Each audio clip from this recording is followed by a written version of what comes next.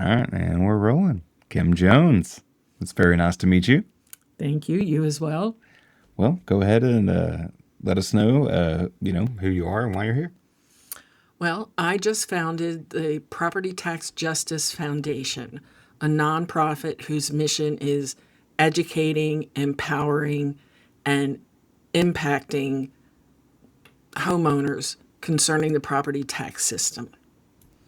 It is a all too misunderstood or not understood at all topic that affects every homeowner, every business owner, and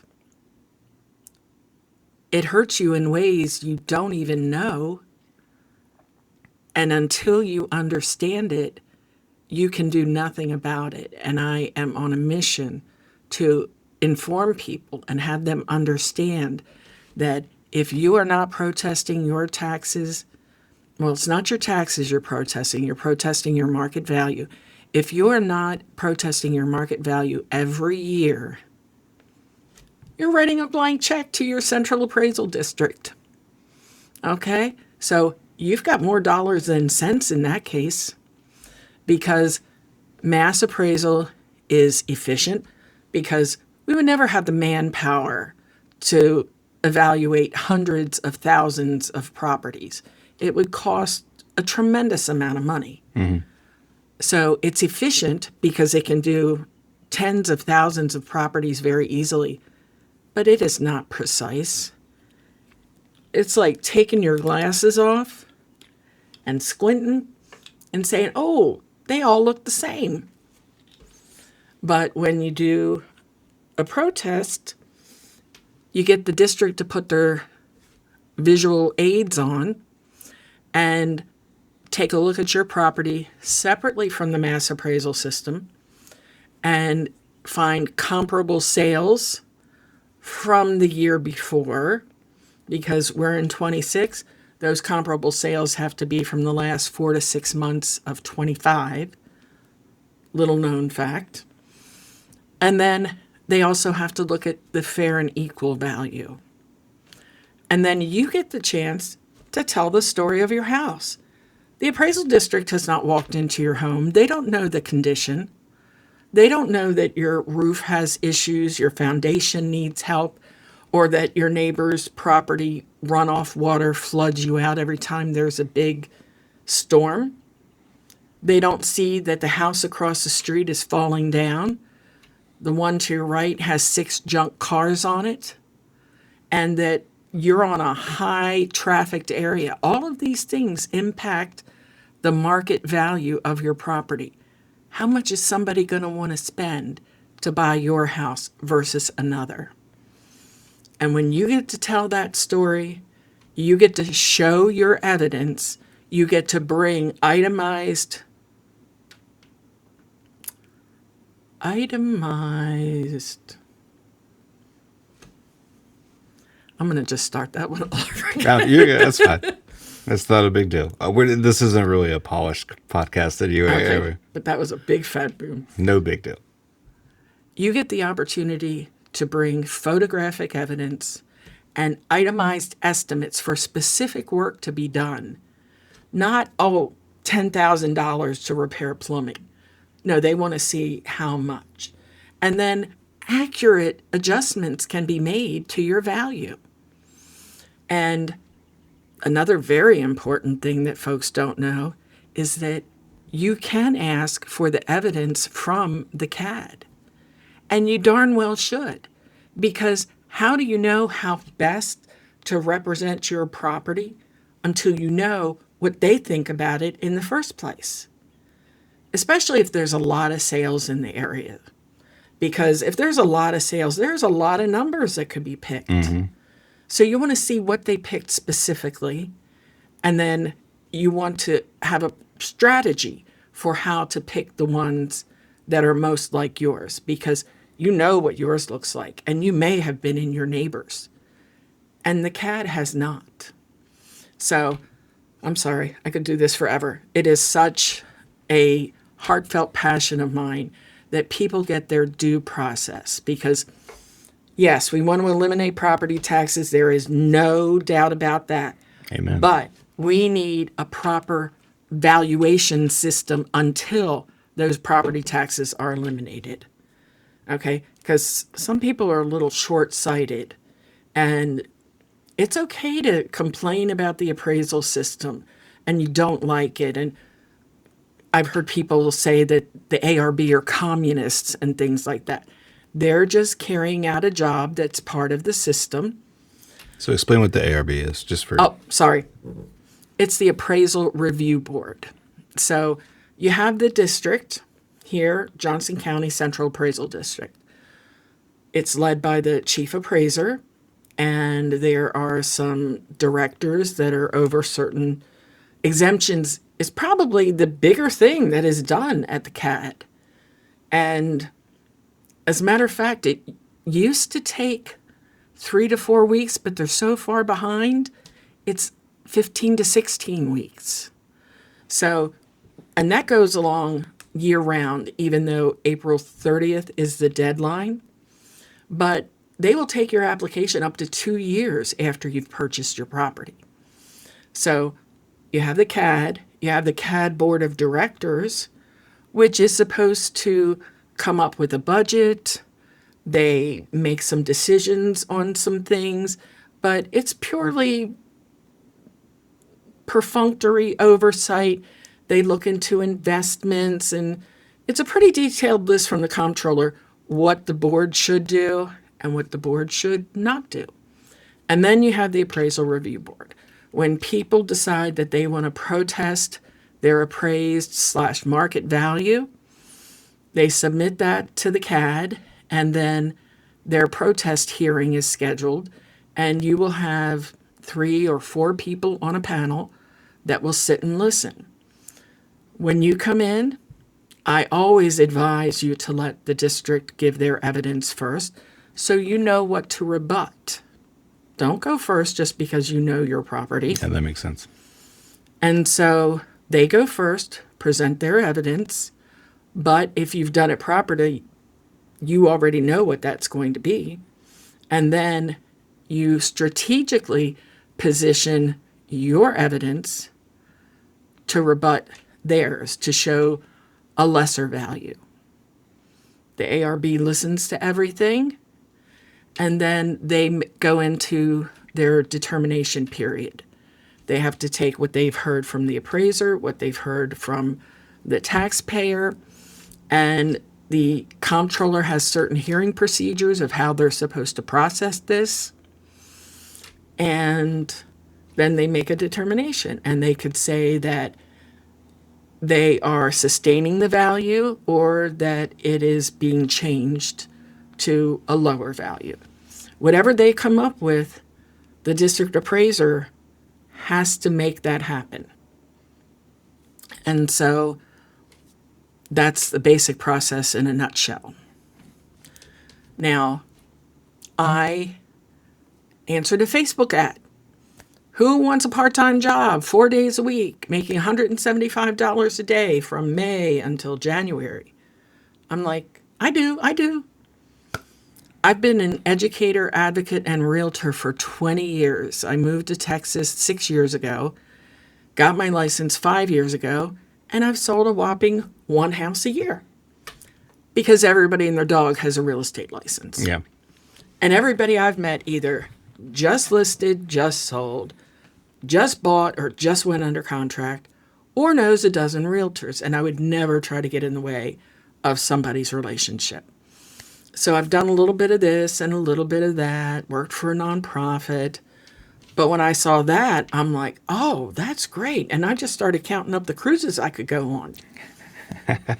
Except they picked too many ARB members. We had so many people.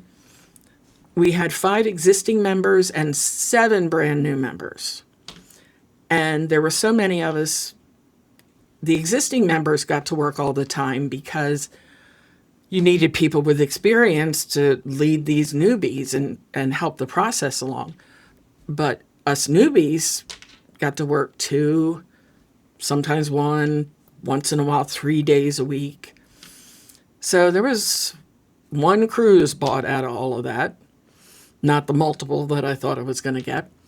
And I had the opportunity to learn outside of the comptroller's training and my on the job training from someone who had been on an ARB in a very large county for 6 years.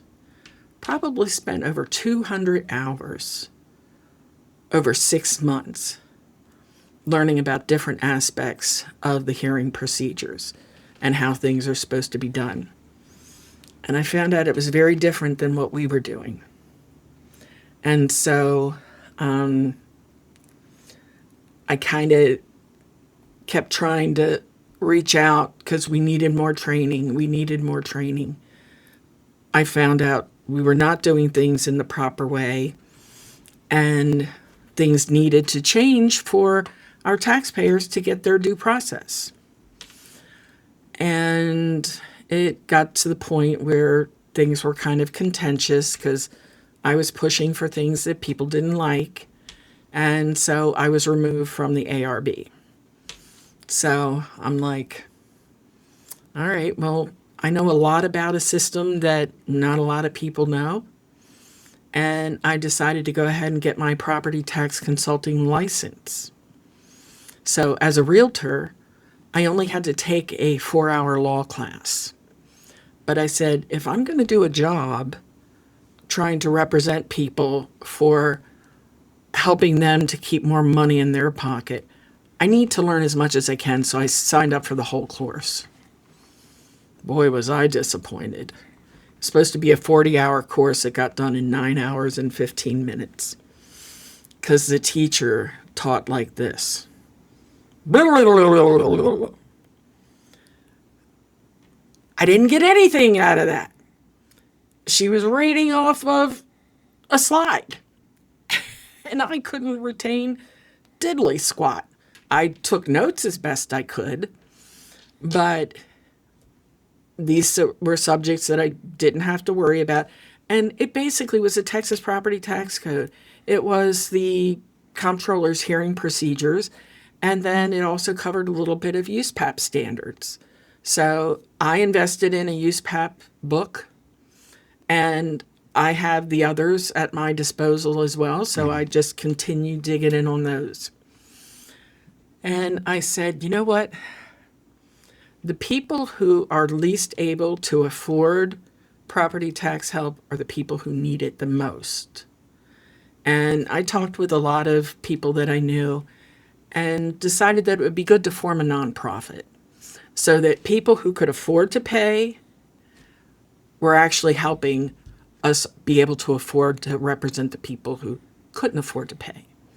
And then if you felt you fell somewhere in between, we have a sliding scale. And so It's fantastic. nobody needs not to be able to be helped just because they have a financial challenge. This is a right.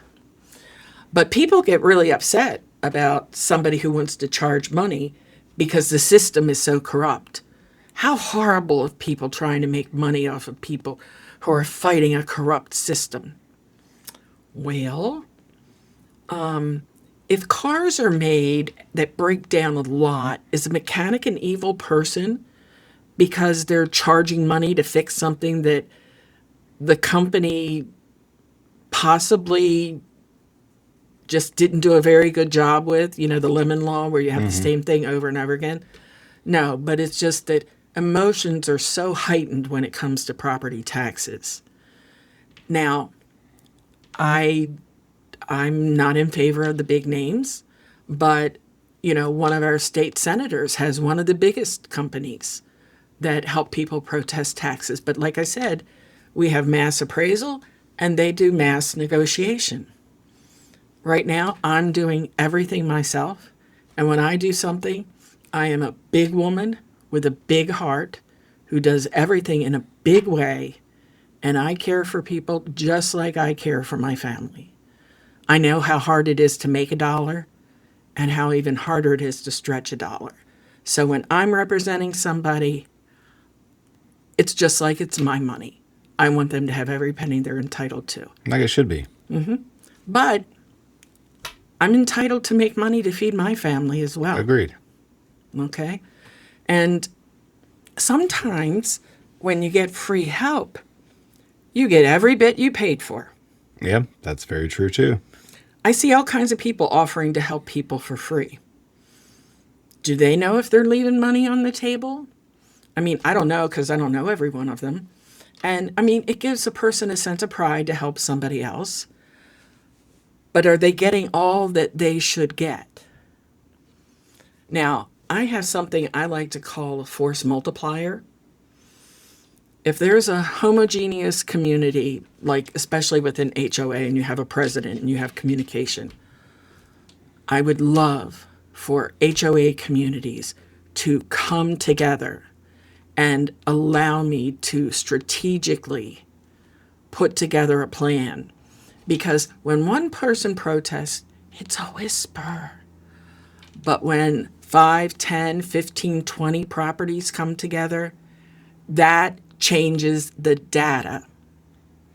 That makes a big difference. It's very interesting. Texas is a non-disclosure state. Let me tell you, if somebody really wants to know what you paid for their house, they can figure it out. Oh, that's not hard. No. They can see deeds. They can see deeds of trust. It takes 5 minutes. But, Texans want privacy. You can't know. And to tell you the truth, it would do everybody so much better if that stuff was public knowledge. Because then these things can be done very easily because it's all right out there. So the CADs have an MLS subscription, so they can see sales just like we can. It's just harder when things are done between parties for sale by owners. When they have a non-arm's length transaction where, say, somebody inherited from their parents or grandparents or something like that, knowing that would really help. And so I don't usually see property condition as reason for lowering a market value. And not everybody discloses when a seller is paying, say, the buyer's agent compensation or paying some closing costs. Now, there are those fields on the MLS listing, but not every agent does that. So if they're going to take the price on the MLS, but your agent got X percent, and then you got $10,000 in closing cost help, that could be a $20,000 difference that if we don't understand that this stuff is happening, that's a benefit you don't get. Mm-hmm. But I would call an agent and ask if their new buyer would mind sharing that information, because we'd be happy to help them protest their taxes too. And there you go. Because when we all work together, everybody benefits. I definitely agree with that. Mm-hmm. All right. So, with the whole property tax thing, like I hear a lot of different things. You do? I do. What do you hear? I've been on, certain Facebook groups and this and that. So when it does come to property taxes, where does that money actually go? Well, on your property card, it tells the different entities that you are paying into. The majority of what you're paying into is school tax, okay? There is your county, your city. There are special districts, your community colleges, hospitals. So based on the value of your property and the rate that each of those entities has set, They get that percentage of what was collected from you. And it does go to pay for streets and law enforcement and fire and services that we all need. But I've been at CAD board meetings where mayors have come in and said, we set our budget at 3.5% extra every year. Oh, really? Because consumers don't get to set their budget 3.5% extra every year.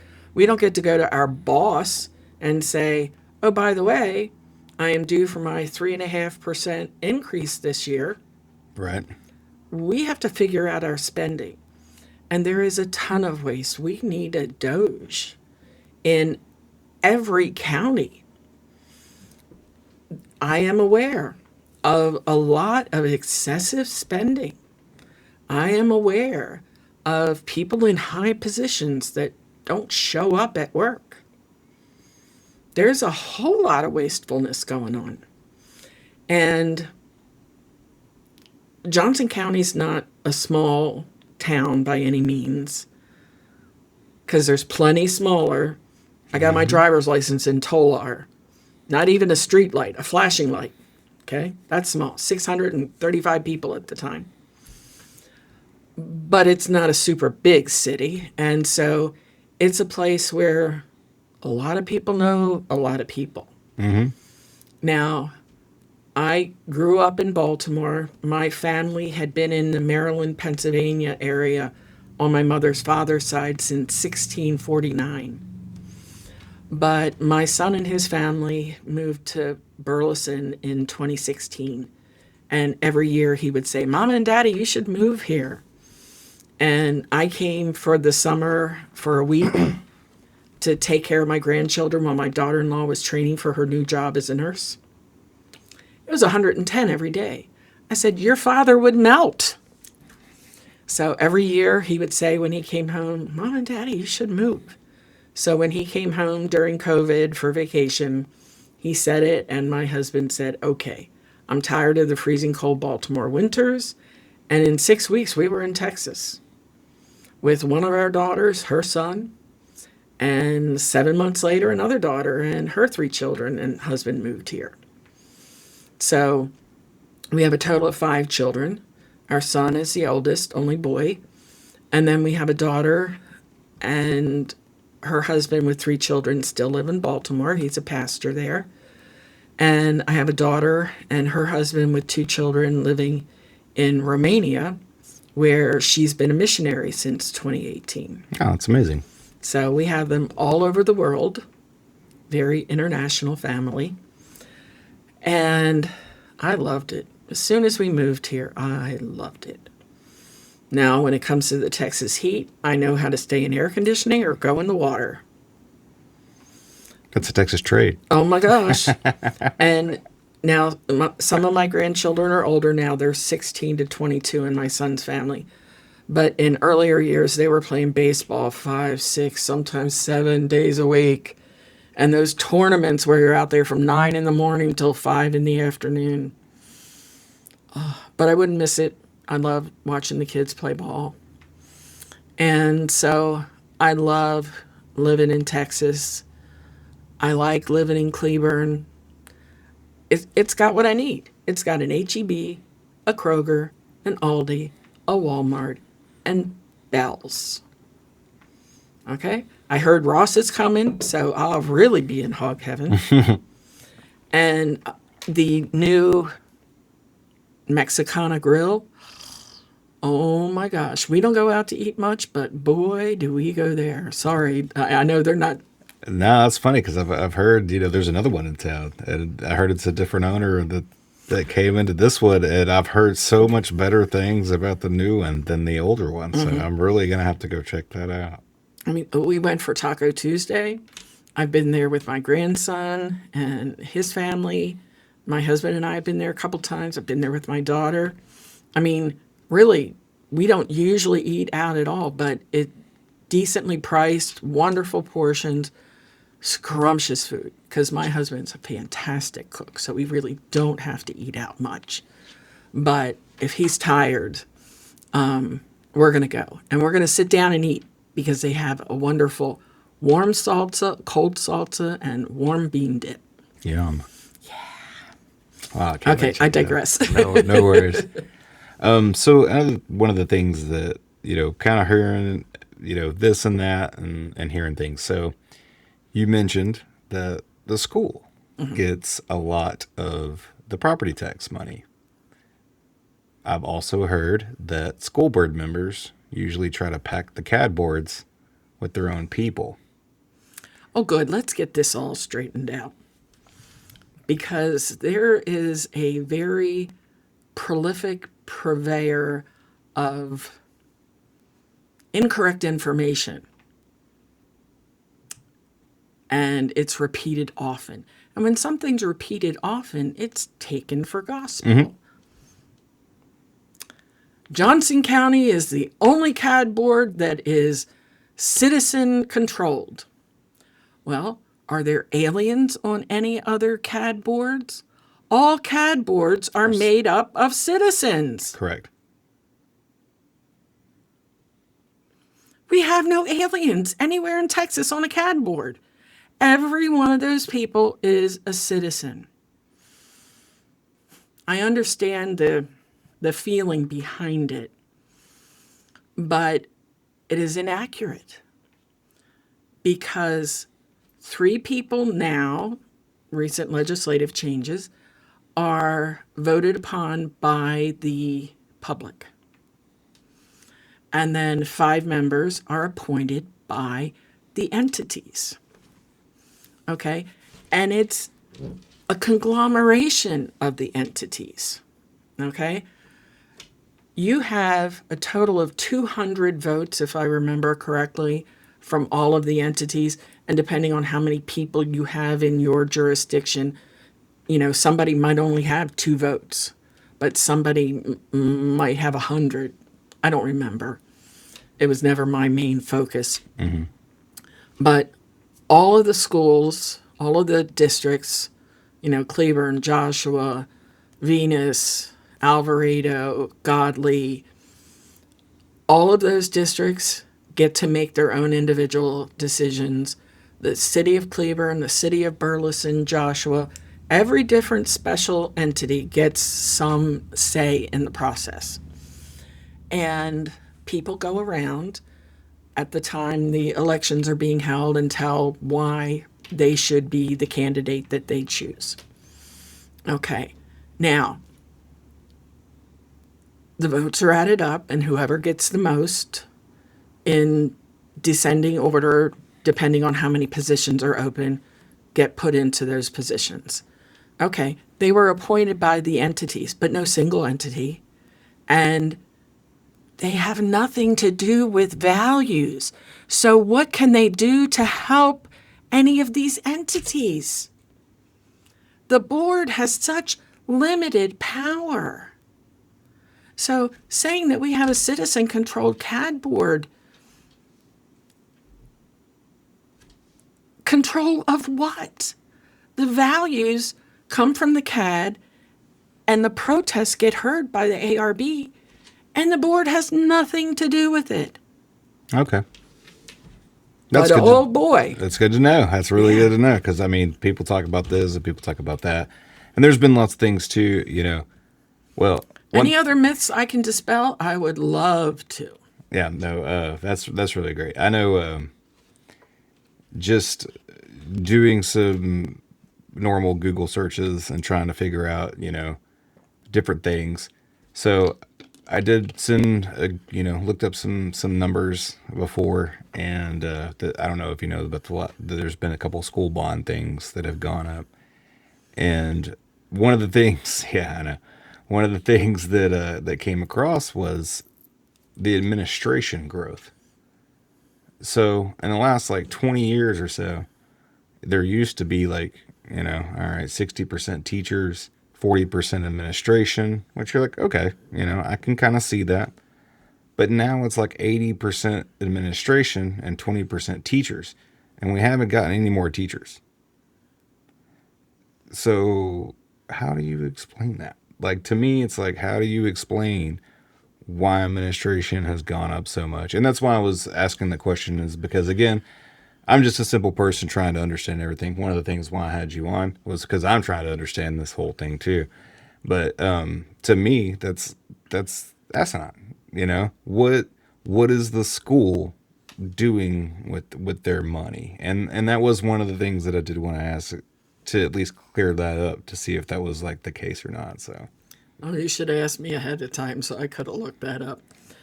I've heard the controversies too, and okay, I'm going to give a very unpopular opinion here, depending on who you are.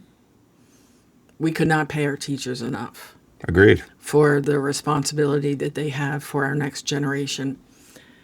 And not every district in Johnson County has a stellar school district. So we have so much need. Like, I live in Cleburne, the CAD is in Cleburne. Our schools are not award winners. We have a very large majority of children who are in socioeconomically disadvantaged positions.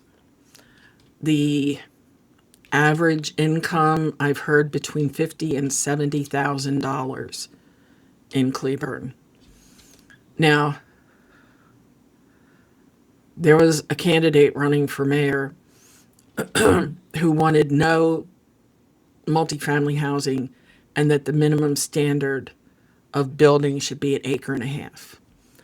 I don't know who could afford to live here on an acre and a half property unless you're putting a double wide on it.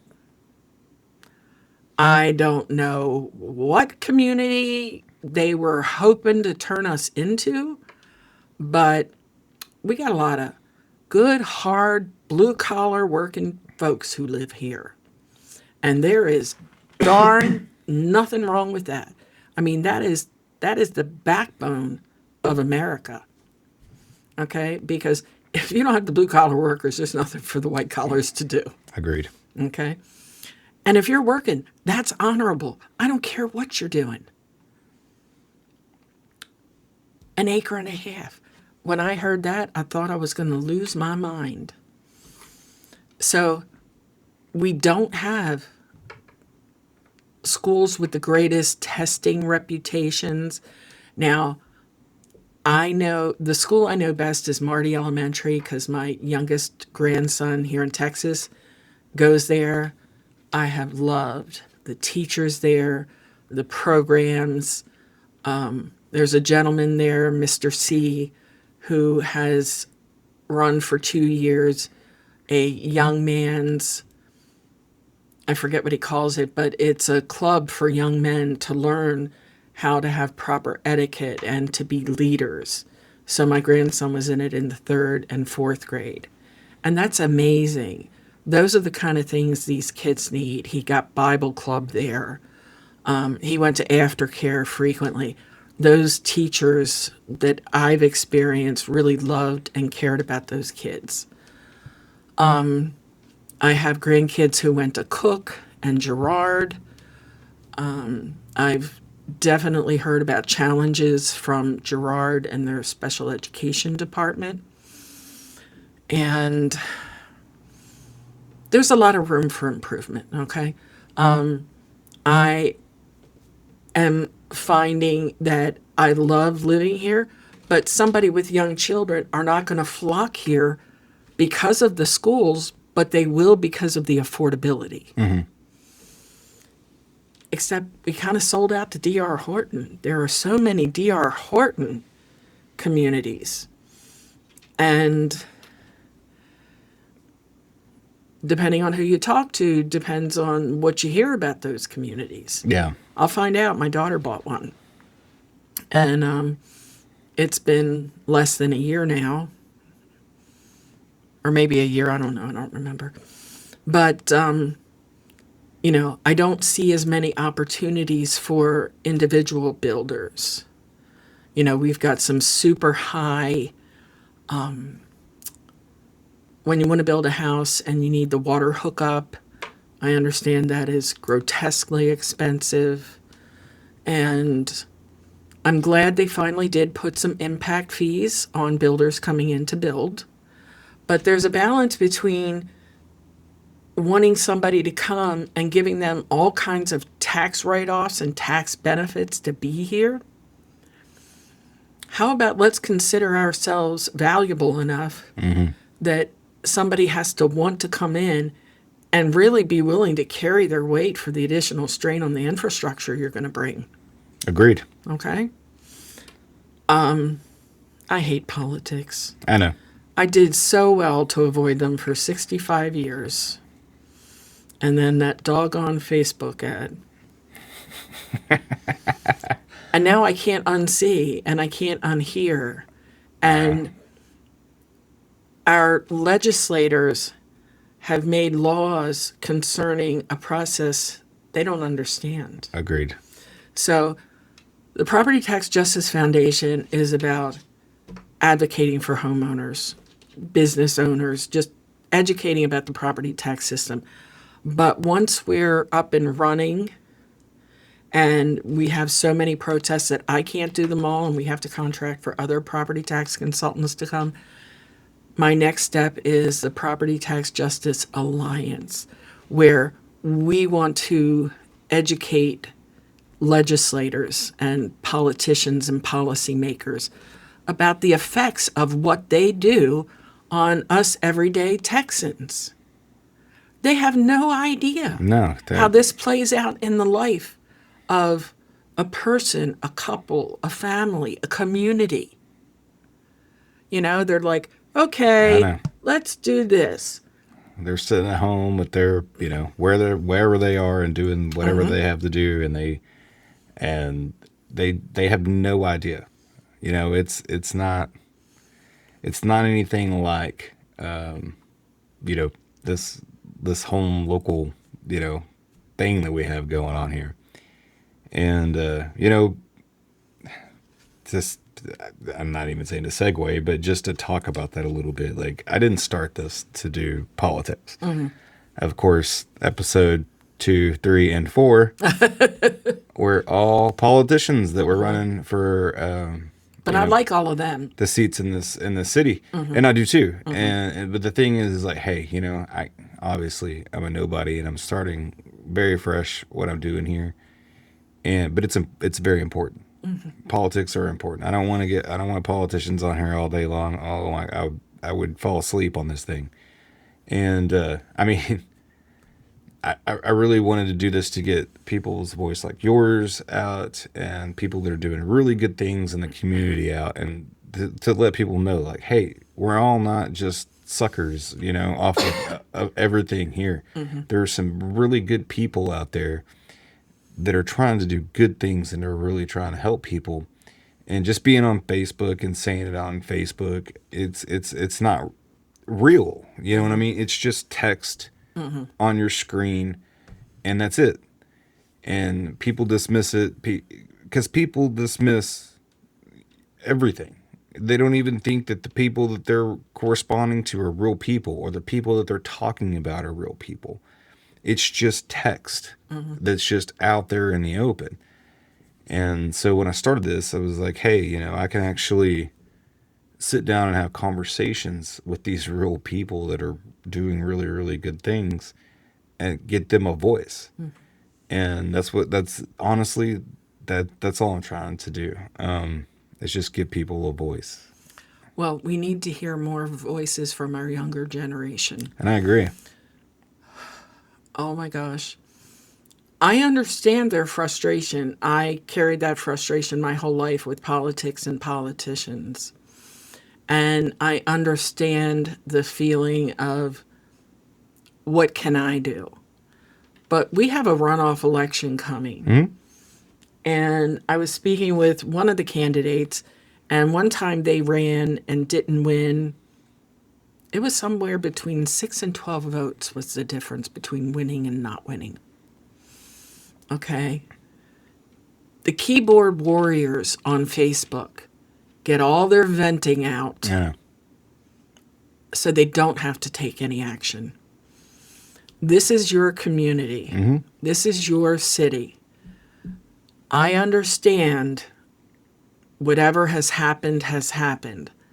But every single person who stands up, steps forward, and uses their voice for good can be part of a change.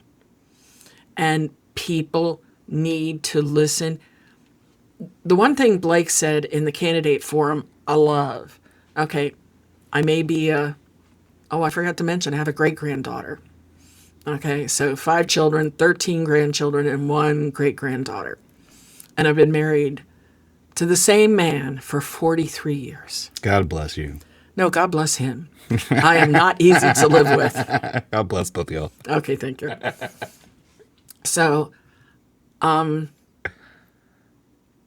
oops, gave my mind away.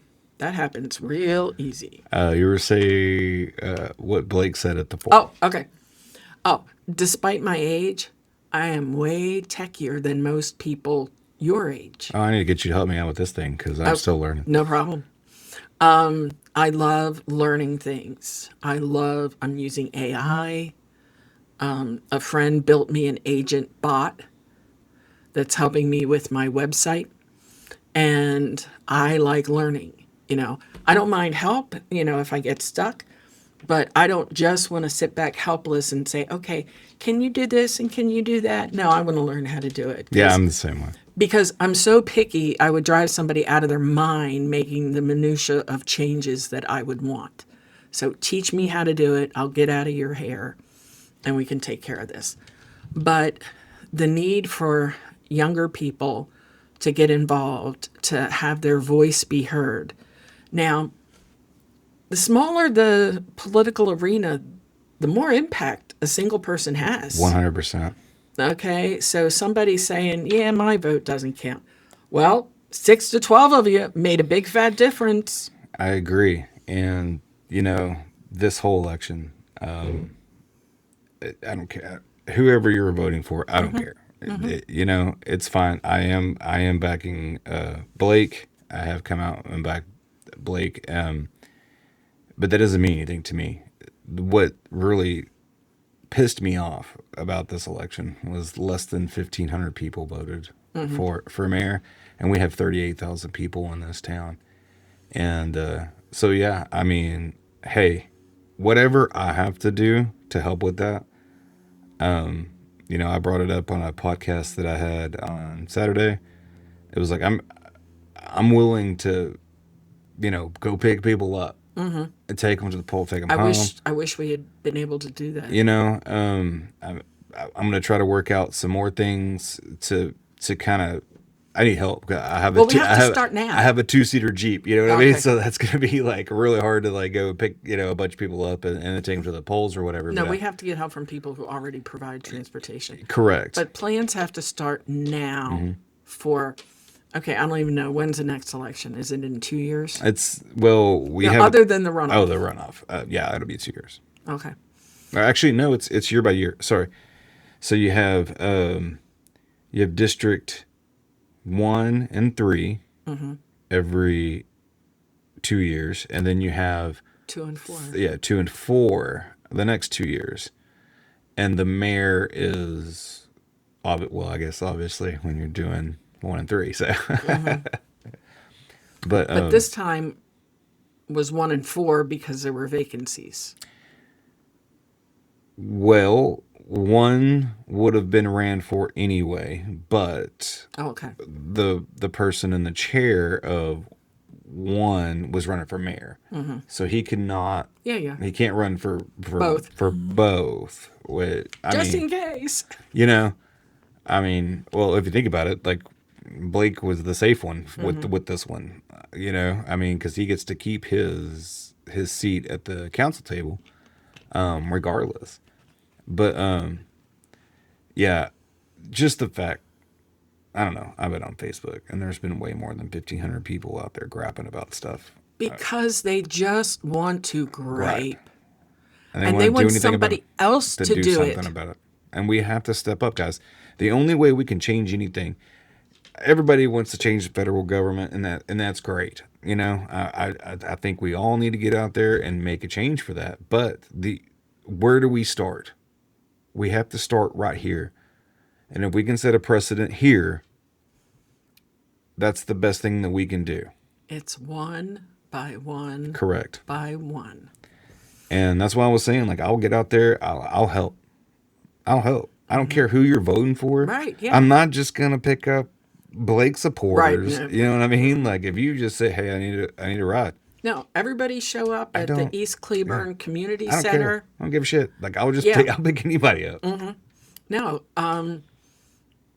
I don't know, but let's put our heads together because this needs to happen. People need to get involved. There was a situation in Burleson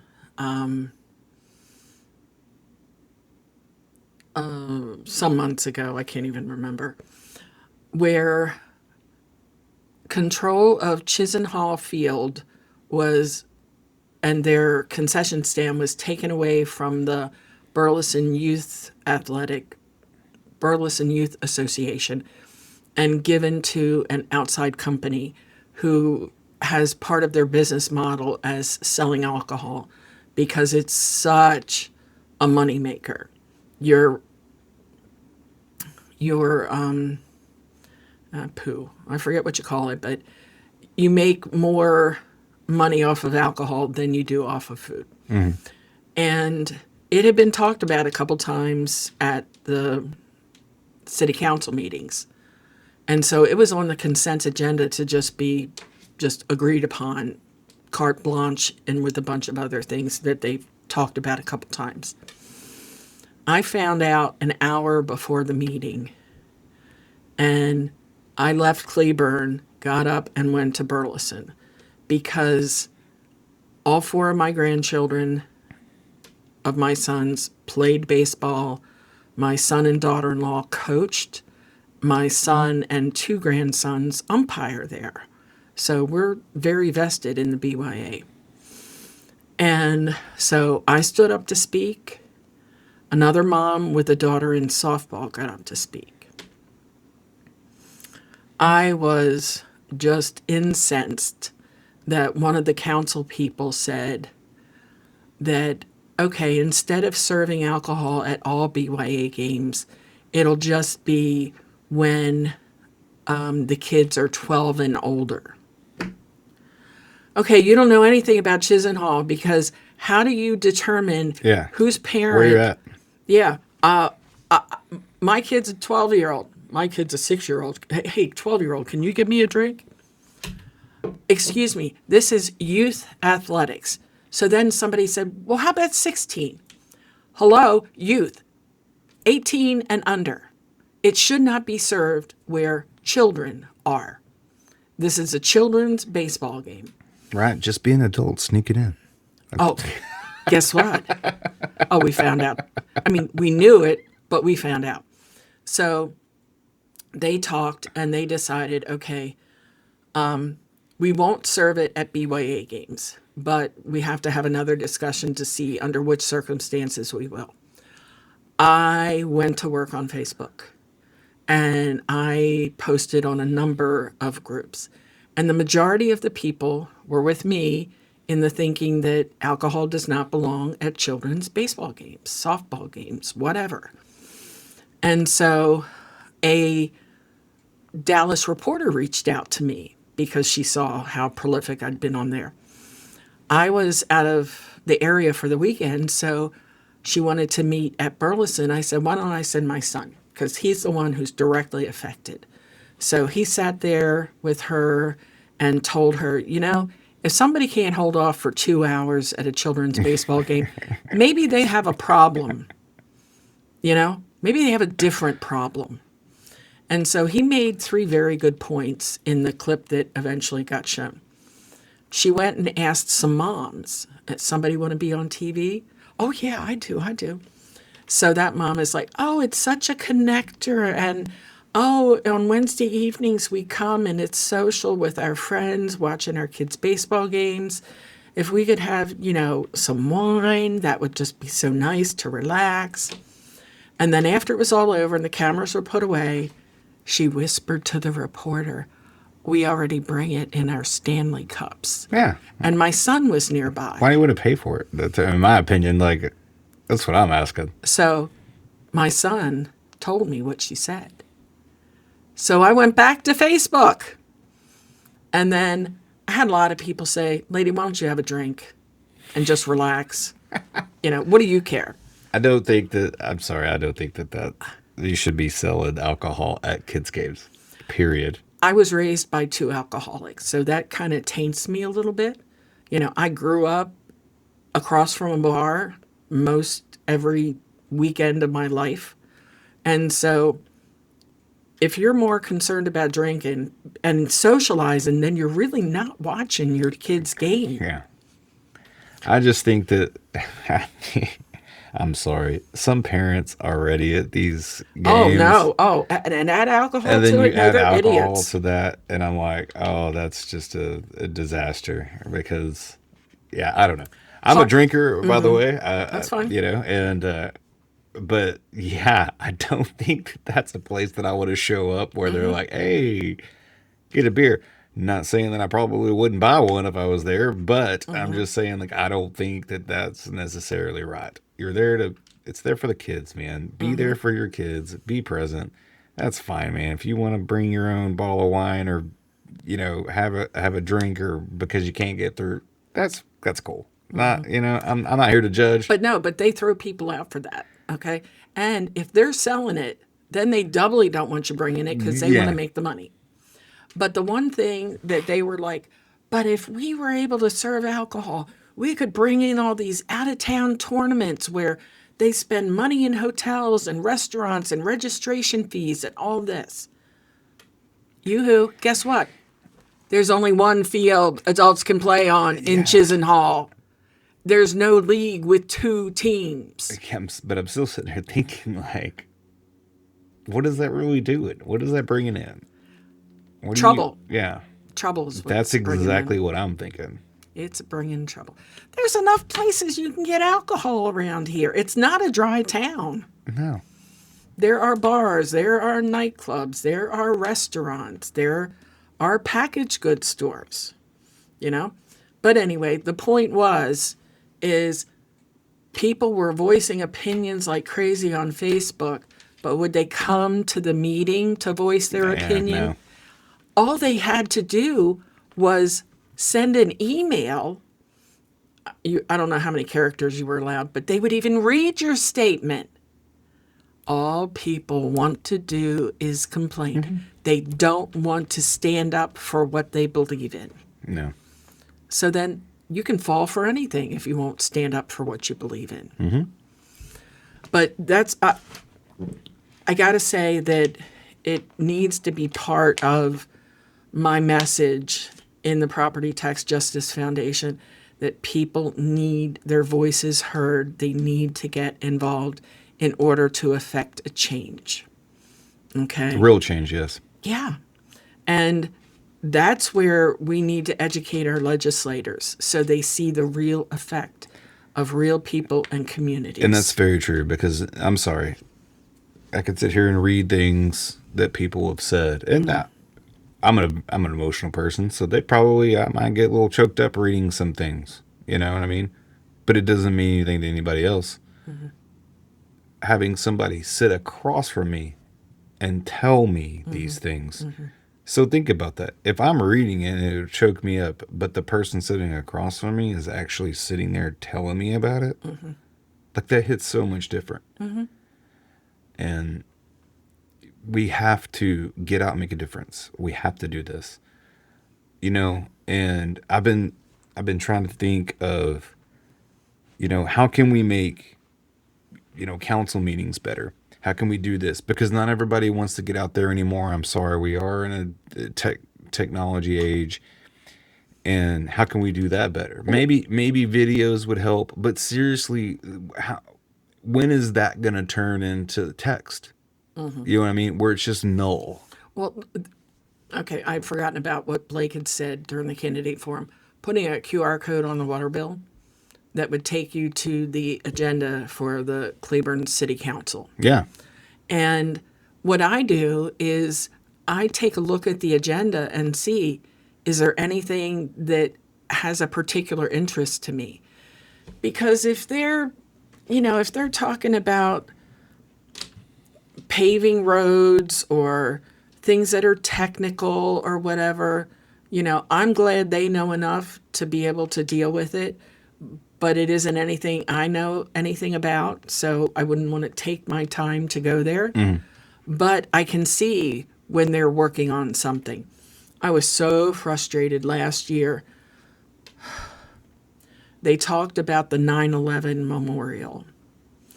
Okay, back in Baltimore, there's a man named Chuck Ritz who was tremendously impacted by 9/11. And it has been his mission to make sure that we never forget. Every year, a few days before 9/11, 2,977 flags get put out on this main road through our little town in Parkville. And then on 9/11 in the morning, when the first tower was hit, we're at the police and fire station ringing a bell for every Marylander who was killed during that and the war on terrorism ever since. That's fantastic. And then in the evening, there is a candlelight vigil and celebration of life. We have the Gold Star families, who are families who've lost service members, and every one of their names are read aloud. And there's solemn time and there is celebration time. This man has been the single heart behind raising tens of thousands, if not $100,000, to build a rolling memorial. They got this great big brass bell that was minted in Dundalk, a county area not far from us, over 100 years ago. And it's held on a structure on a trailer, and there are brass plaques with the name of every Marylander who has passed. And he's a rocker, so he goes to every concert around the country that he can get a hold of, and he's gotten signed guitars and this, that, and the other. And they've had auctions, and they do motorcycle rides. He also works for Baltimore County for children who have been sexually assaulted. And he has the Hope and Peace Foundation. And I so admire what he does. Now, it's him single-handedly behind it, but he gets plenty of volunteers to help because it's physical work. But he is the sole force that just keeps, and he's been doing this for years. I've been here for 6 years. I helped maybe 2 or 3 years before, and they're getting ready, I'm sure, for a really phenomenal 25th anniversary. I think it was in 21, I went to the 9/11 something or another here at the Cleburne Conference Center, and it seemed more to be a way for politicians to speak. There was a servicewoman who spoke. They brought out some pieces of the tower or whatever that they had. But it wasn't very inspiring at all. And so when I went to city council and heard that they were making a memorial park, I really wanted to be able to give some input because, I loved our 2,977 flags. So I would have really loved, and I mentioned it that night, I would really love if there were 2,977 bricks in a pathway or something. Yeah. But 2 council members were nominated, Mayor Kane and Mr. Warren, and then 2 staff members.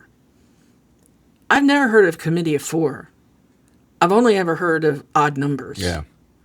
And then I did think it was kind of funny that we had 2 veterans and neither one of those was on it. And when I mentioned that, both Derek said he didn't think it would be appropriate because of his running for mayor. He didn't want anybody to feel like, oh, you're trying to use this for your political run. And but Oliver Cosby's also a veteran. I don't know why he was not chosen. And so they talked about having public input, and I kept watching the agenda. And then the next thing I know, okay, we've got all our plans together, we've gotten all our input. And I was like, wait a minute. I never saw where public input was allowed or asked for. So it's pretty bad Yeah. when you have trouble getting citizen participation and a citizen wants to participate and you skirt around it somehow. Okay. Maybe I missed that one agenda where they talked about it. But then I heard from this other gentleman on Facebook that originally it was supposed to be a first responders memorial for police and firefighters. But at the council meeting, they only called it the 9/11, and they wanted it done by the 9/11 anniversary. But it's funny because the mayor was mayor back then when the ball got dropped. But now all of a sudden it's a deal because the 25th anniversary is a big deal. And so I'm sorry. It makes me uncomfortable, saying things and naming a person because I really don't like that, but it can't be avoided. Yeah, that's what we're here for. And the thing of it is good, bad, or indifferent, if you ignore when you get public input, do you want to cry when you don't have any? You have to take people into account. And my understanding is Derek and Blake both respond to constituents. Okay. And I mean, okay, I understand there's a District 1 and a District 2, but I don't even think of that. I just want to get stuff done. Yeah. And I have done things, I have been on committees. Back in Baltimore, I was on the board of directors of our local real estate board, and I did that for 3 years. I started a rookie committee because I got chosen as the rookie of the year for the entire state when I'd been in the business for 2 years. And we talked about how did we think we could improve things for new agents. And we said we need programs on the state level and the local level. Went back to the local AE and said, do we have a rookie society? No. What do I have to do to start one? He told me. I did it. In 1 hour, I got as much done as could have taken me 3 weeks to do through policies and procedures and all that garbage. And I ran that thing for 4 years. First year, we had between 5 and 20 people show up at a monthly meeting. At the end of the 4 years, we had 20 to 60 people. And our tagline was, good information is great for everyone. Because I found things people didn't know. When smartphones were coming out, I got Best Buy to come in and give us a little overview on the BlackBerry, the Palm, and the iPhone, I guess. And then we had another workshop where you got to sample all three before, then you went to one and you had an expert on each phone so they could teach you how to use your own. That was one of those 60-person things because that was relevant for everybody. Yeah, that's awesome. But there was a whole lot of political garbage going on. The AE left to run for mayor, and the way things usually went is the staff came up with a lot of ideas, and then the realtors kind of volunteered to help carry those ideas off. Well, this was my idea, and I didn't need anybody's help. The only help I needed was getting the communication disseminated. And boy, if there wasn't somebody on that staff that did everything she could to get in the way of that. So I got tired of fighting. And I said, you know what? Maybe if I step back, they'll leave it alone. And somebody else took over. They did it one time. And then they're like, I can't put up with that. So we had to just let it go. So I've been involved in political type things. Mm-hmm. I just want to get stuff done. I love that. I love that. Get her done. No, I seriously do love that because getting stuff done in government is not the easiest thing in the world. So slow. Everything's slow, and just from my own experiences, yeah, I know how it works, kind of, because basically you get hired and there's somebody else in that position for God knows how long, and then they're just, all right, well, here you go.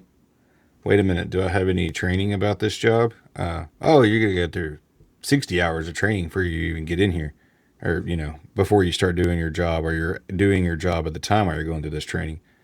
None of it teaches you how to do your job and then you start going, wait a minute, so how do I do my job?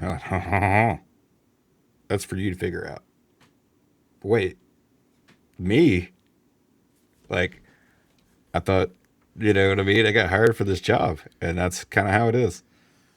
And It's nice to know things are the same all over. yeah, I mean, that's just, The inefficiencies of government. it's terrible. Oh my gosh.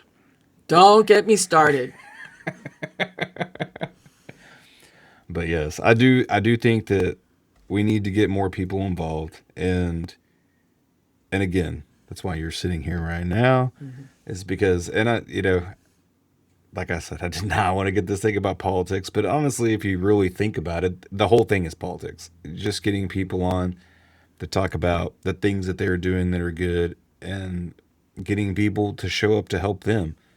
I think that we do, and it's very important to me to, hey, anybody that's listening to this, man, pay attention to the council meeting. Look at the agenda. If it's something that strikes you, show up. I mean, it's not the hardest thing in the world. And we don't want to see data centers. We don't want to see, you know what I mean? We don't want this to turn into anything that it's not, you know? And we all have a voice.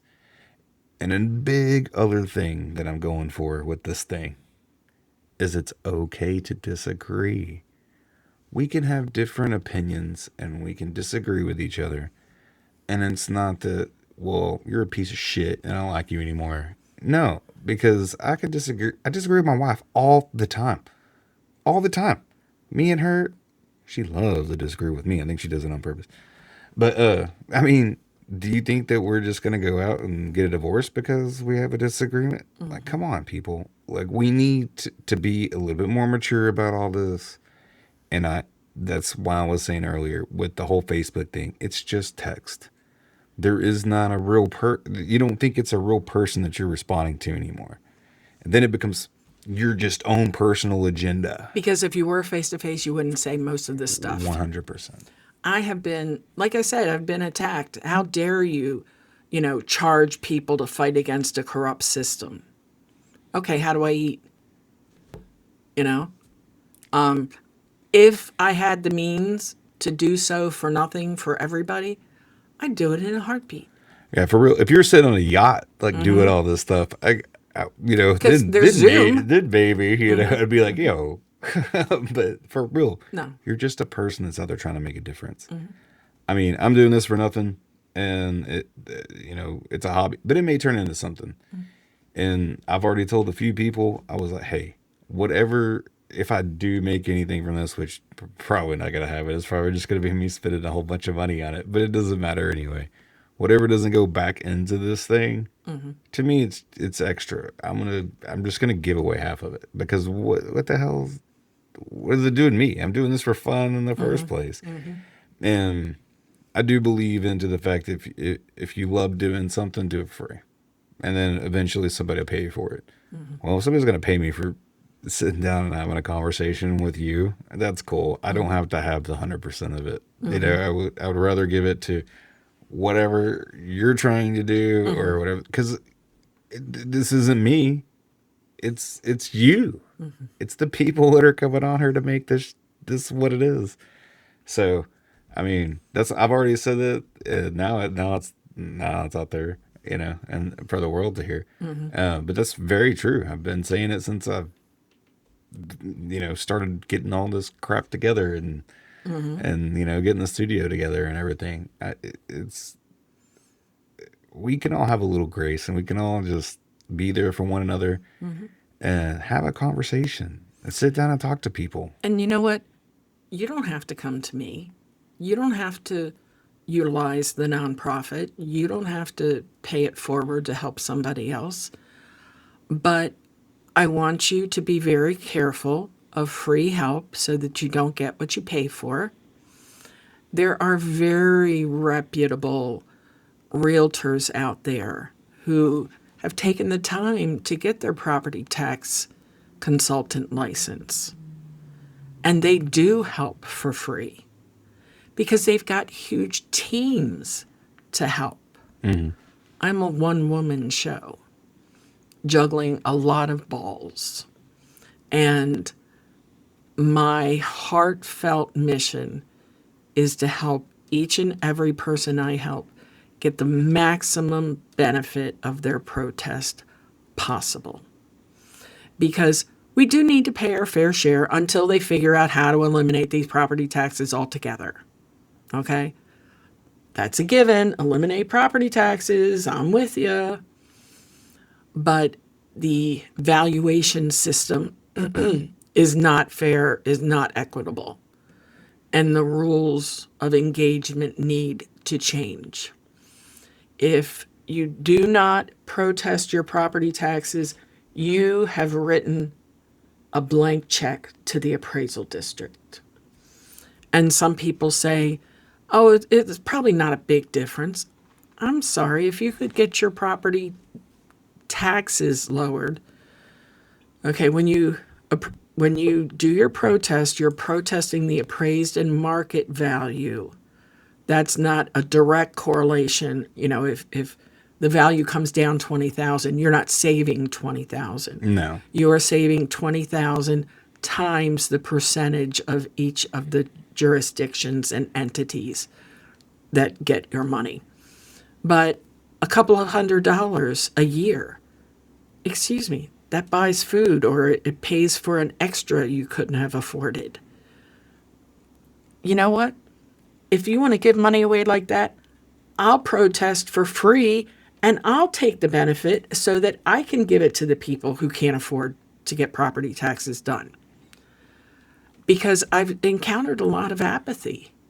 And the hardest thing is when I've run into people who have protested, didn't know how to protest properly, so they got really defeated because it wasn't effective. And so they just give up.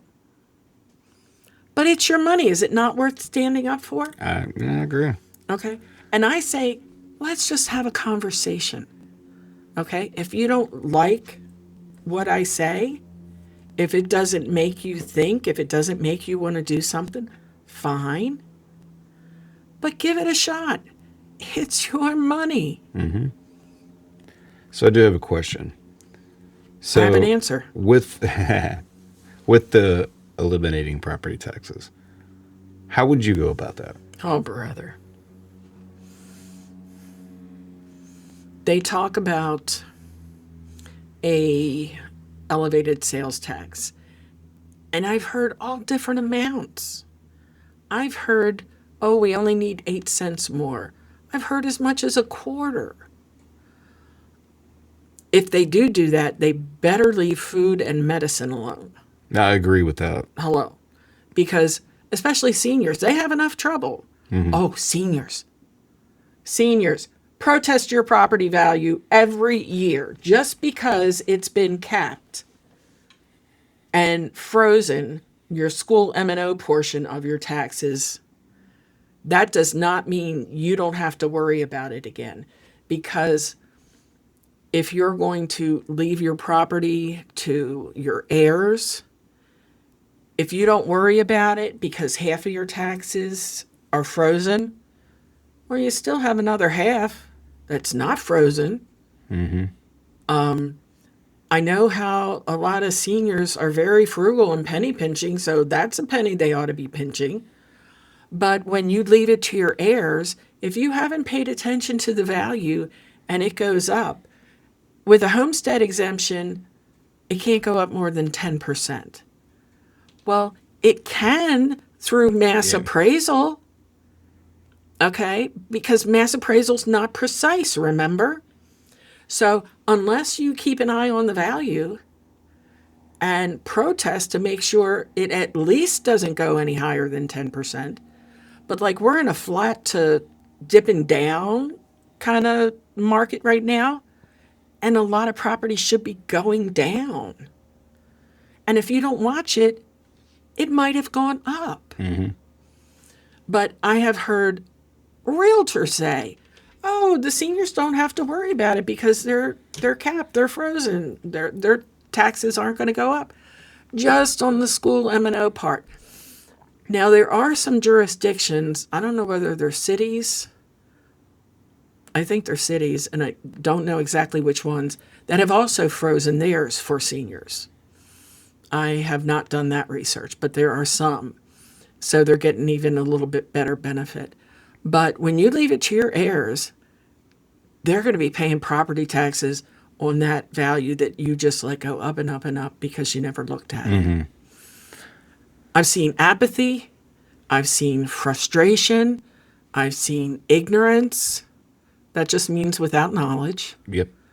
And gosh, I wish I could find the words to hit each person's perspective to help them understand how important this is.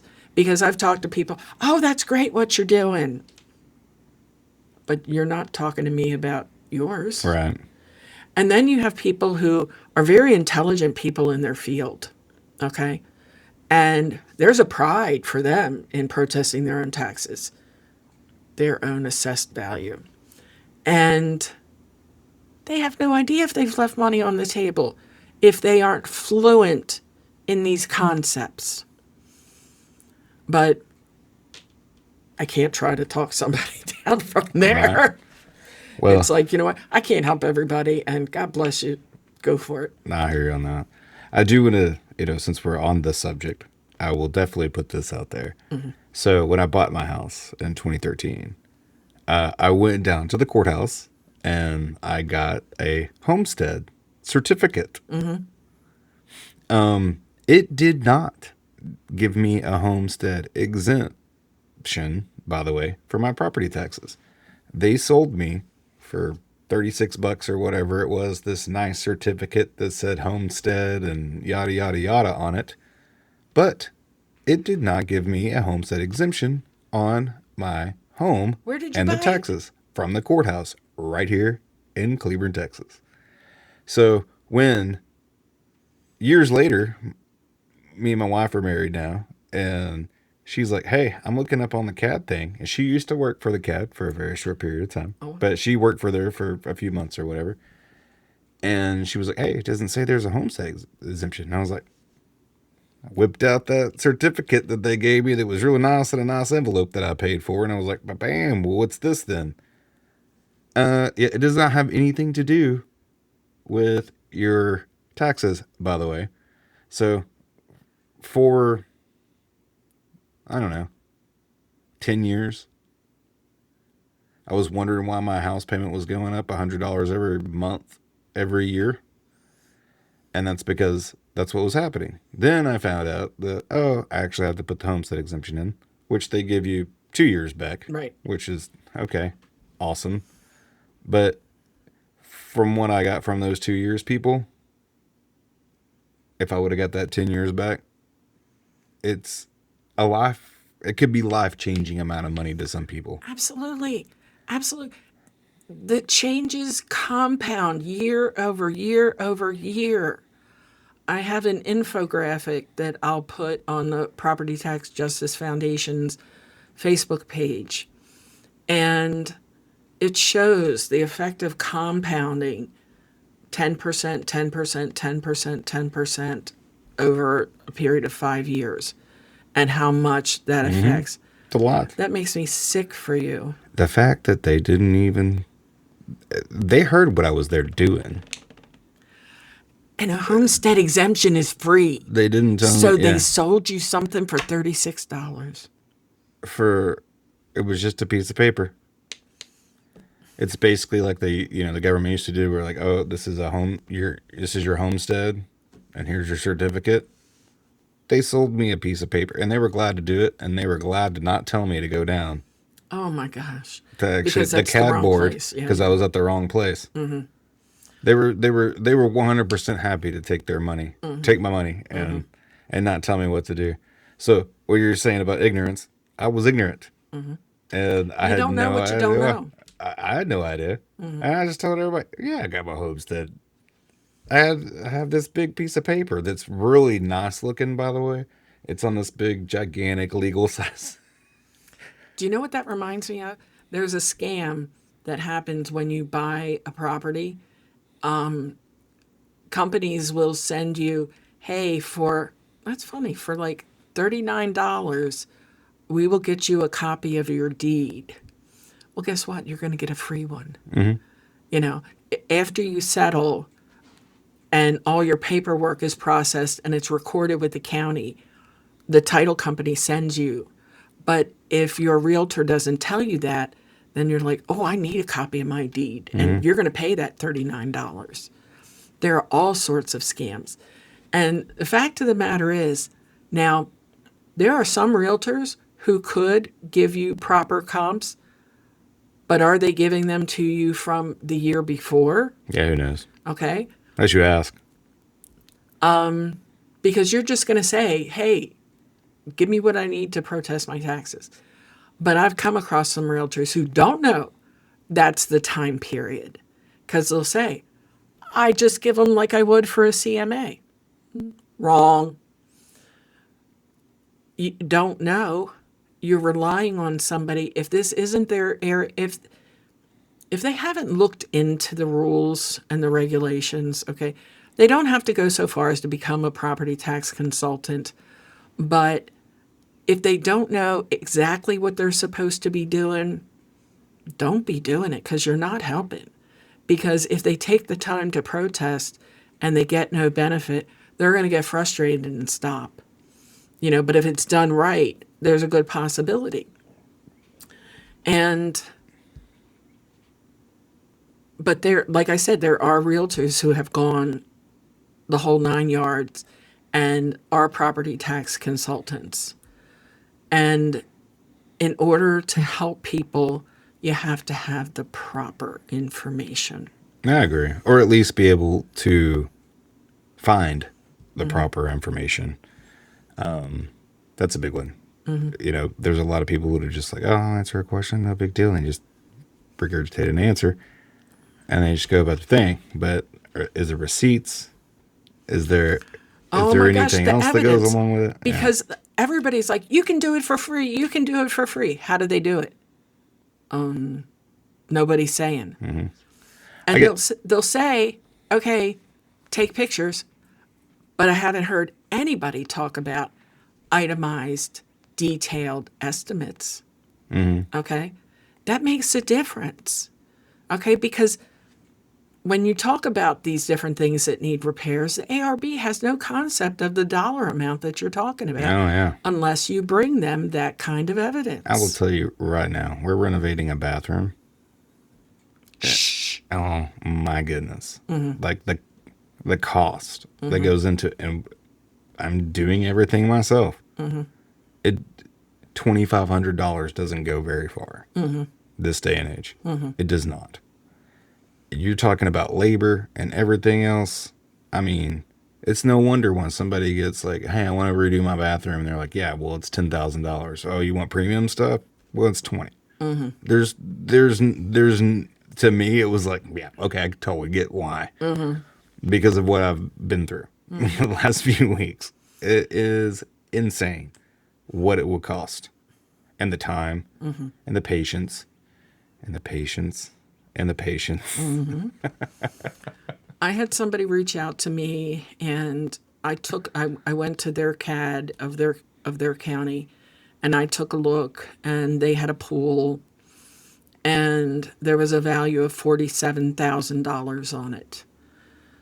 And now, of course, I don't know, but she had had an ARB hearing the last year, and they used a not accepted practice of valuation on her land.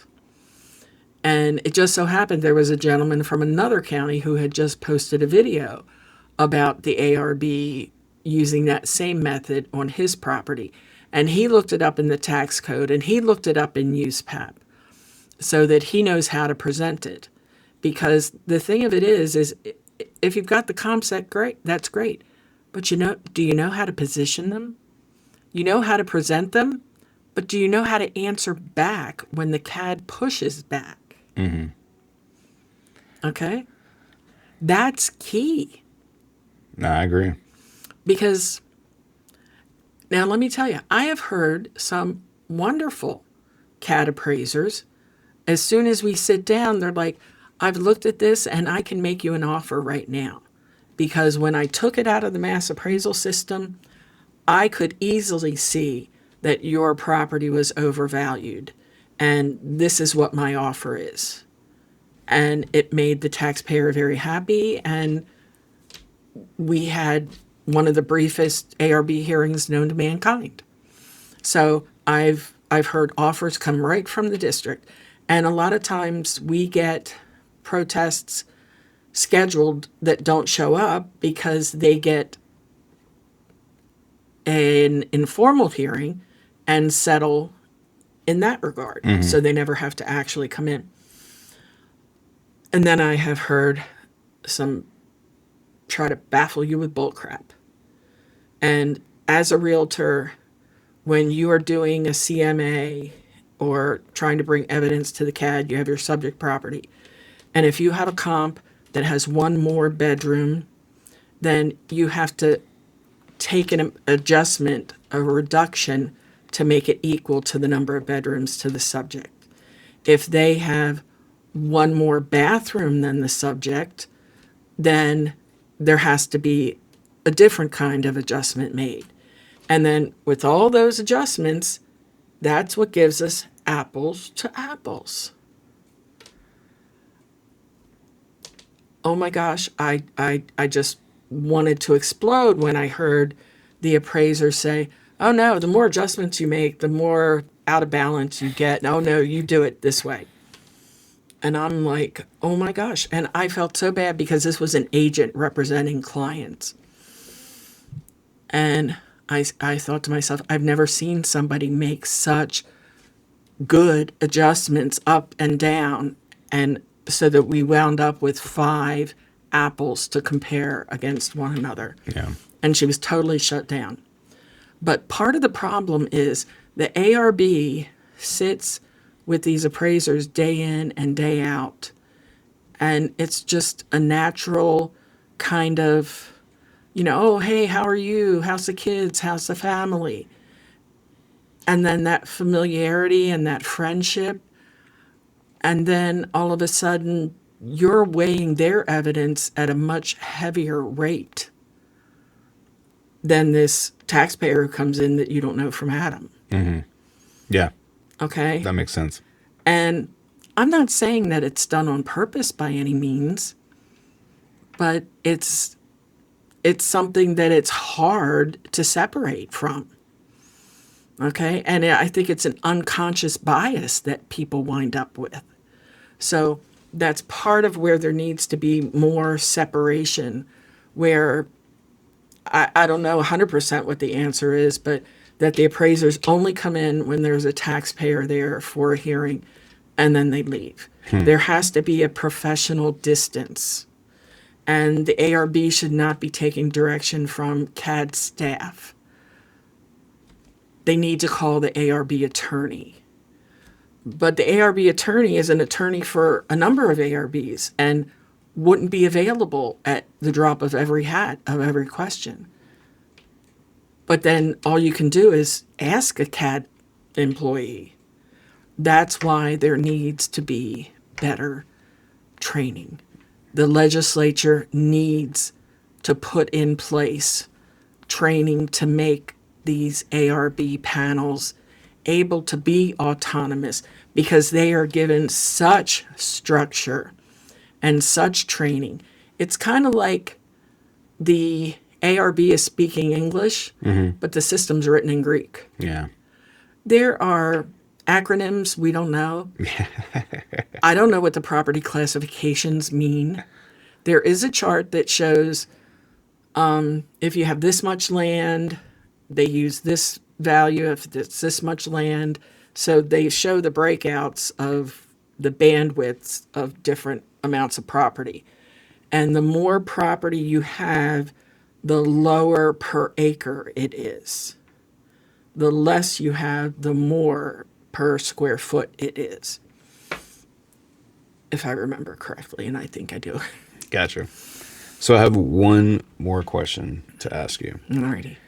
So what separates you from all the letters that I get in the mail every day about protesting my property Those tax? big names. Those big names. Okay. They're free. You pay nothing unless we win theory is just like the ambulance chasing attorneys who just want to rake in everything they possibly can. They give you no expectation of the process you're going to go through, how long it's going to take.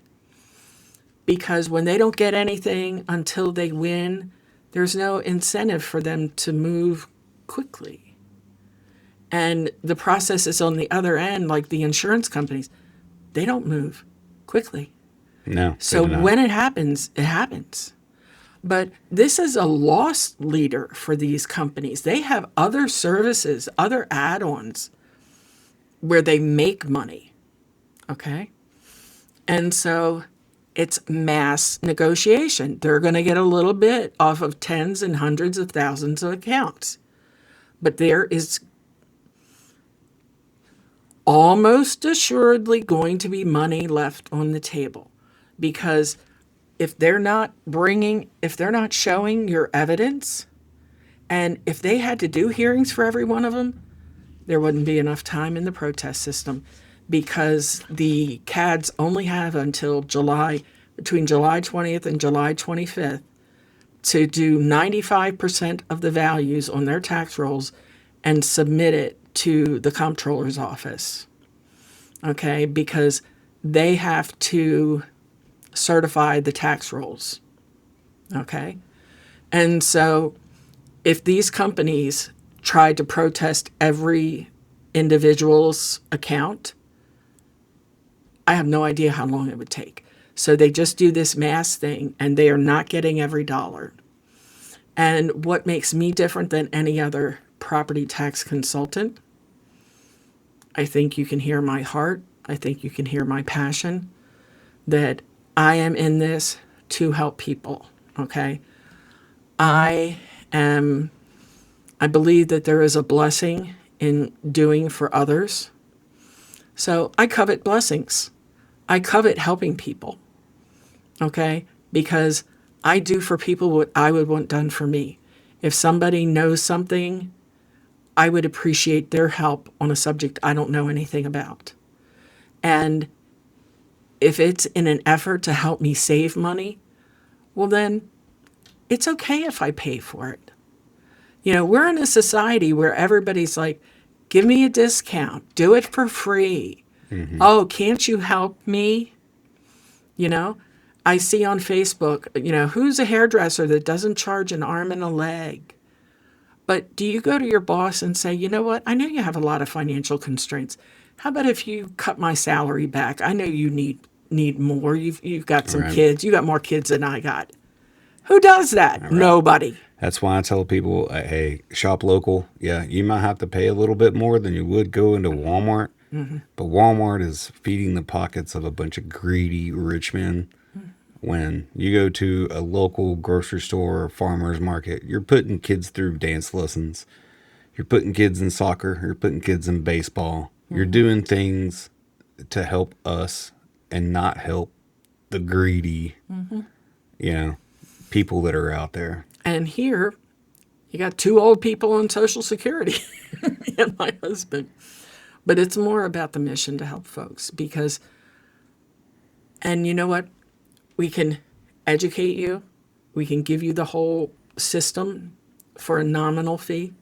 We can personally coach you, get all the details about your property, and I can tell you how to present it, what the district is likely to say, and how you can rebut it. Or I can just go ahead and downright do it for you. But that force multiplier is the thing. And I've not heard it anywhere. You may start hearing it now. But when communities come together, 5, 10, 15, 20 properties, or the whole neighborhood. I mean, I talked to a woman that I met last week, and she heard her neighbor had used some highfalutin attorney to protest their market value. And whatever he did, he got it down below market value. Okay? And then she took in the paper that they used, and the ARB is like, oh, okay, here you go. And she got her property down below market value. But I don't know if they've shared with all their neighbors. Because if they do, that brings the values down in the whole neighborhood. And it'll be a harder fight for them to go up, go up, go up, go up. Okay, because there's fair and equal. And if somebody protests and wasn't privy to that information, and if it hasn't registered yet, they're not getting fair and equal. Okay? So this is a thing where if each one reaches one and we all pull together, and really, when it comes to representation, it's a personalized quote because it depends on your property, your situation. You know, it's not just one blanket fee. Mm-hmm. And then you self-identify. If you can afford the fee, great. If it's a little too much for you, you can pay a lesser amount. And if you're just really financially challenged and can't afford it, then we're going to take care of it for you. But getting the whole neighborhood together, that is going to make a difference. And I can't stress that point enough. Don't write a blank check to the district by doing nothing through apathy or frustration or whatever. Mass appraisal is efficient, but it's not precise. And everyone's house deserves to have its story told, uniquely so. I love that. So before we wrap this up, please tell everybody where they can get a hold of you and how they can get your help. Well, I would really like it if you went to Property Tax Justice Foundation on Facebook. We're up to 82 likes and followers. I just got the approval from the Secretary of State 2 weeks ago, and I haven't paid for anything. It's just been posting in every group that I can find, and people are just organically coming and seeing what I'm posting so that they can learn. So please go there, and then you can call or text 817-330-9477, and my email, because eventually we will need to see some information, is kgj@propertytaxjusticefoundation.com. I'm working on my website. Eventually, you'll be able to go right to the website and fill out all your information on there, and that'll really help. Because one thing that I am doing with this, and I do want to reach out to other folks, is I want to study the data. I need to do an information request from the CAD. How many protests get done versus how many properties there are? How many protests wind up in a lowering of value versus not? And how many go on to either arbitration or litigation? Because what I've heard, I can't validate it yet because I haven't studied, but what I've heard is people are faring much better with arbitration Than litigation. Well, the step you want to do first is arbitration because it's less expensive. Mm-hmm. But I'm saying if you are not satisfied with your ARB determination, the next step is arbitration. Now, if you think there was a procedural error, there's limited binding arbitration, but just not the proper value, you go to arbitration. And if the value that the arbitrator comes to is closer to what the taxpayer said, their value is upheld. If it's closer to what the district said, then it holds there. But you have to pay a $500 retainer. So that lets most people off the list of possibilities to begin with. Okay? If you prevail, you get $450 back. But not everybody's got $500 to just fork out. Okay? And some people might have a homestead, might have one or two rental properties. That could be $1,500. So it is less expensive to invest in a proper representation up front, where I'm acquainted with the inside of the system, how our ARBs are trained, what we are told to look for, what we are told to consider. I understand the property tax code, USPAP, and I can put the best possible defense together. And you have the best chance at the best possible outcome. But no guarantees, because we're dealing with humans. They could disregard everything I said and say, oh, but that's not what the CAD says. And we believe what the CAD says. But I will be reading them the different statutes to remind them what they should be considering and what they shouldn't be considering. Because there is something in the code, no, in the ARB handbook, that says when certain kinds of information are given, they're not to be considered because they're not valid methods of appraisal. They're not accepted normal practices. But you don't know that if you're trying to do it on your own. How do you know how to rebut? Okay? But like I said, I can coach you, I can teach you. And this Wednesday at the Alvarado Public Library from 10 to 11:30 a.m., I'm going to be giving a free property tax homeowners workshop where I'll be sharing with people how to protest their taxes for free.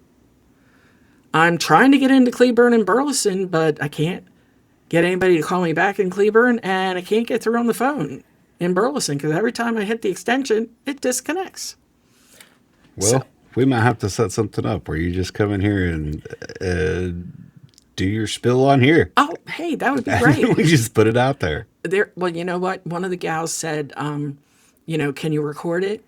And the one thing about doing it live is it gives you the opportunity to ask questions and learn from other people's questions. But thank you. That would be lovely. Maybe we could do Facebook Live too while we're on it. So have your Facebook that would Live. Be cool. And then we can kind of get the questions and everything that are coming in as well, and then and be able to do that. God bless you. The thing with us is every other county has to file their notice of protest by the 15th, okay? Because our CAMA system was throwing out so many errors, they're not going out until the 14th. And God bless Mitch Fast, he finally got our web person to put a notice up on the website, because I've called each week. One time I talked to someone downstairs. I spent an hour and a half talking to Chuck Fast, our new chief appraiser. Great guy. Very sweet, very caring. And then, so I talked to him and learned a lot of things from him. And then talked to the lady downstairs. Then the next week, I'm like, hey, Mitch, what's going on? And he told me about the CAMA system. And I was like, it would really help if you guys could put it up on the website. And he said, I mentioned it to him. I said, well, I guess you're going to have to tell him. And son of a gun, if it wasn't put up there, and it's very bold and very noticeable, and it's saving all the ladies down at the customer service desk from having to answer the phone saying, I don't know. That's fantastic. But the latest thing is that it would be mailed out on the 14th. So we have a whole extra month for Johnson County protests. And since this is where I live, this is my community, this is my focus. But I have heard such nefarious things about some other counties that I'm going to do a little bit of research. And there is a 2525D late protest you can do. But if you don't have a value that's at least 25% lower than what the CAD came up with, it doesn't matter. No change will happen. But if it's at least 25%, you can get that late adjustment and it will benefit you tremendously. And so I want to find some force multiplier neighborhoods in these other counties because I want to see, is it really as bad as people have been telling me? Yeah. But I'm going to be doing data and statistics. I really want to get a fine look. I really want to get some good research and numbers for folks. I love that because I'm a data guy. Hey, Okay. where's the data at? What is it doing? I love that. So I want to reach out to other property tax consultants. What's your experience been this protest season? You know, how many people won their hearings? What percentage lower? That kind of thing, to show people the hope. Like, it really does make a difference. So please do yourself a favor, file your notice of protest, and then you have time to determine how you want it handled. Do you just want some education so you can do it yourself? Do you want some personalized coaching? Do you need, some people don't have time. Oh, here's one thing. They have to offer you, they have to offer evening hours and Saturday. That is not publicized. The whole protest season, we were only scheduled one Saturday. I think we wound up with maybe 2 or 3 on the schedule. And I can't remember. I know at least 2 didn't show, maybe all 3 didn't show. I don't know why people schedule and don't show up. Yeah. But, you know, people said, you know, I can't afford the time. Well, guess what? You can get an evening appointment. They have to offer at least 2 extraneous times from their regular Monday through Friday kind of thing. And so that's something people need to know. Take advantage of everything that can benefit your situation. But you have to go to a source that can give you the information that you need. Agreed. Well, Kim, thank you so much for coming on. God bless you, dear. God bless you as well. Thank you. I appreciate that. And I've thoroughly enjoyed this conversation. I've learned a whole lot that I hope a lot of people out there have too. So thank you very much for coming on. I My appreciate pleasure. it. My pleasure. All right. Bye, everybody. Bye.